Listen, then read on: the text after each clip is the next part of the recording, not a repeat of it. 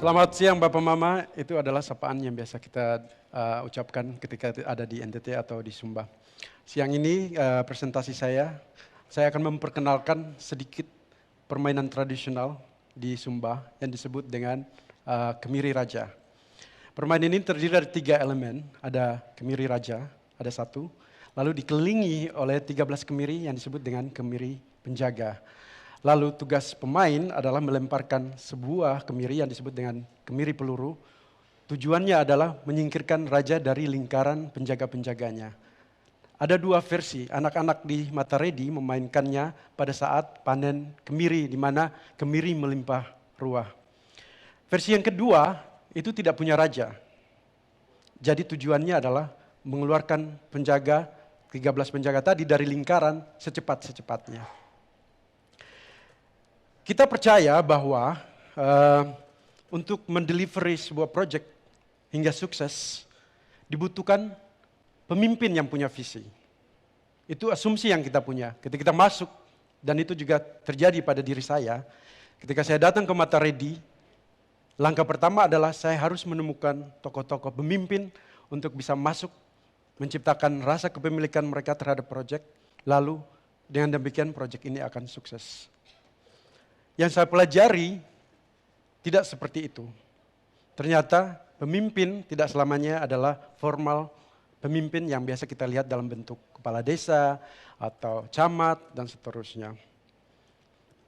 Jika pertanyaannya adalah jika kita masuk ke sebuah desa dan tidak menemukan asumsi kepemimpinan yang kita harapkan, apa yang akan terjadi?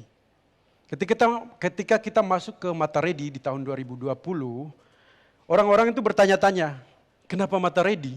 Ada banyak desa di Indonesia yang belum berlistrik. Kenapa harus ke Mataredi?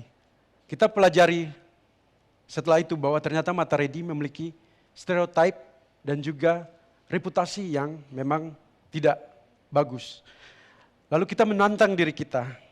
We are a development workers. That's where we supposed to be. Jadi, terbangunlah fasilitas ini setelah 2 tahun, 95 kilowatt peak. Lalu pertanyaan selanjutnya, apakah kita celebration, kita udah sukses? Is this success? Gitu. Ternyata kita belajar bahwa sukses bagi masyarakat itu berbeda dengan sukses yang kita definisikan di project. Sukses bagi mereka adalah tidak ada lagi dapur seperti ini.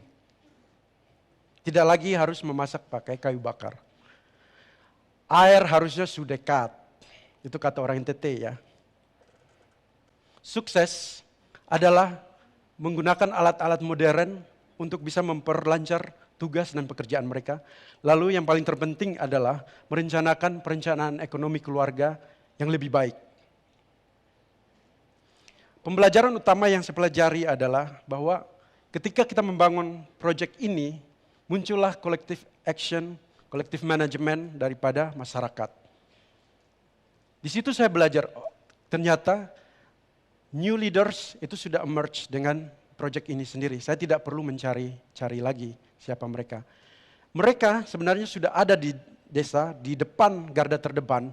Mereka yang sehari-hari menghadapi ketimpangan, menghadapi climate change, menghadapi isu ketidakadilan. Mereka lah yang seharusnya leader atau pemimpin yang berada di garis terdepan. Maka menurut saya harusnya berlaku sebagai kemiri peluru. Tugas saya adalah untuk memberikan sedikit dorongan kepada 13 penjaga tadi, seperti di game versi 2, supaya mereka bisa lebih keluar dari lingkaran yang selama ini mengungkung mereka. Chaos, ya pasti chaos, seperti permainannya. Tapi itu adalah simbol daripada share power. Kekuasaan itu bisa didistribusikan. Kemudian inovasi dan pemimpin-pemimpin baru muncul dari proses itu. Menurut saya, merekalah pemimpin yang sebenarnya. Mereka yang setiap hari berhadapan dengan kondisi di desa, mengambil berbagai peran aktif di desa untuk memajukan desa mereka.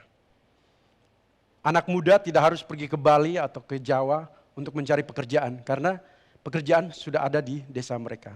mengambil peran secara aktif sebagai pemimpin-pemimpin muda untuk memajukan desa mereka. At the end saya suka versi kedua. Dan refleksi yang tergambar dari seluruh proses 5 tahun saya berada di sana adalah bukan stres menghadapi pemimpinnya, bukan stres menghadapi masyarakatnya. Saya belajar bahwa ide awal dari proyek ini adalah bottom up approach. Ya, kita mau pakai approach yang co-design, co-creation. Tapi ternyata insting yang ada di kepala saya masih top down. Jadi itu selalu terjadi pada kita. Desentralisasi energi menurut saya literally shifting the power untuk masyarakat ke tangan mereka. Jadi power itu sangat-sangat impactful. Dari refleksi game ini, saya ingin menantang Bapak Ibu yang punya program, yang punya dana, kembali ke meja masing-masing, lalu lihat kembali lagi ke program desainnya, ke logical frameworknya. Saya pakai terminologi yang biasa kita pakai. Apakah kita berfungsi sebagai peluru kemiri tadi, ataukah kita ingin membongkar rajanya untuk keluar dari lingkaran, atau strategi kita adalah membongkar ke-13 kemiri tadi supaya mereka bisa keluar dari kungkungan dan lingkaran yang membatasi ruang gerak mereka. Sekian dan terima kasih. Kita berikan tepuk tangan.